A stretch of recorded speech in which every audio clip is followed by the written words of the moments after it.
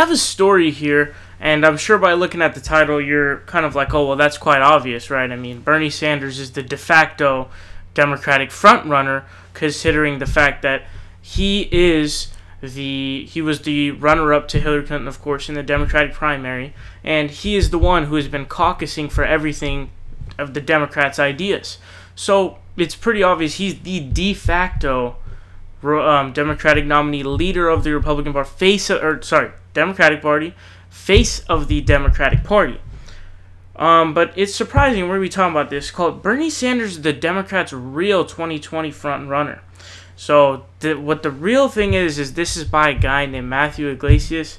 He is I have seen him often be somebody who is more towards the Hillary camp, more, neoliberal, more anti-Sanders. A lot of these people, and I don't like to generalize, of course, but, I mean, a lot of these people do like to say, false things like, POC don't like Sanders and things like this. But there was a Harvard poll or a study done, and it showed that the biggest category that approved of Bernie Sanders was African Americans.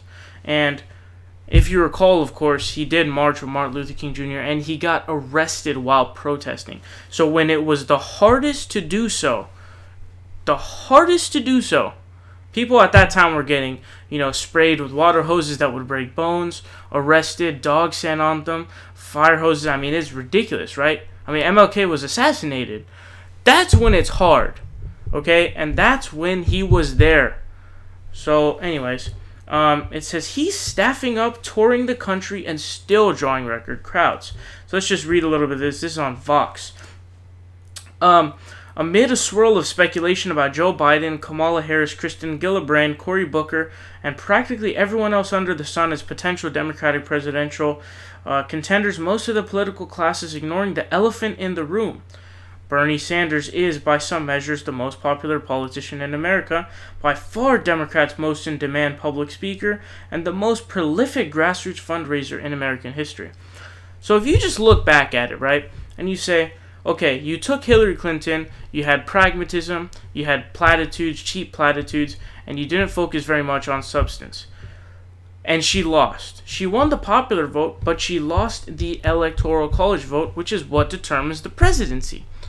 So a person who is smart and who is, a basic analyzer, very basic understanding of analysis, very basic look at of information, would say, okay, clearly that didn't work. We have to try something else.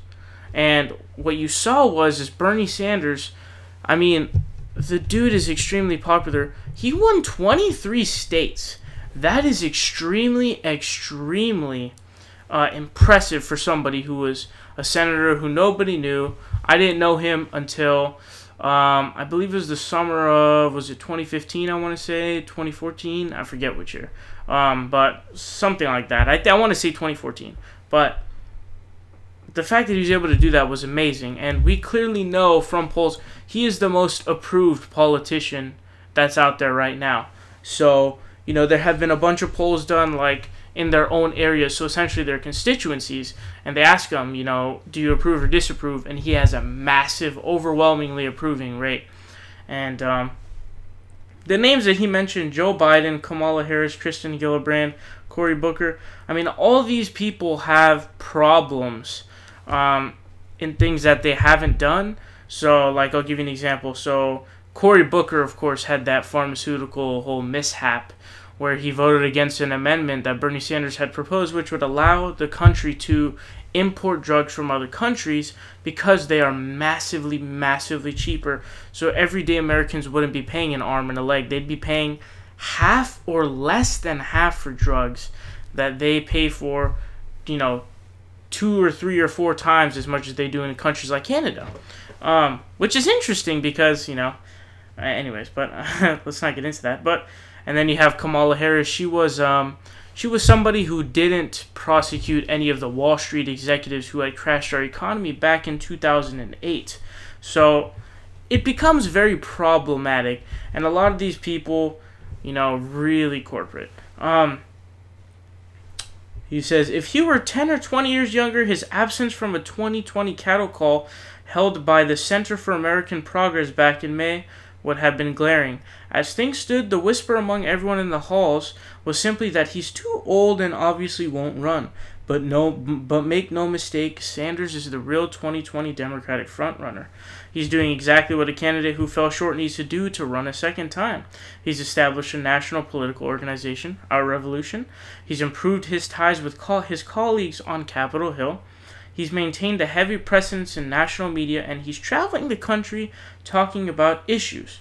So this is very important. So, of course, he has been one of the main opponents of the current Trump bill, and he's coming out daily, on the daily, and he's trying to get a Medicare for all system. So, indeed, he is the front runner. And if you're going to use the argument that he's going to be too old, I guarantee you a vast majority of those people would also say that they would rather have Joe Biden than Bernie Sanders, who if I'm not mistaken, is older, and if not, really close in age. So they're extremely, extremely old. And unless we see, by the time it's 2020, health problems, then there's no reason to worry.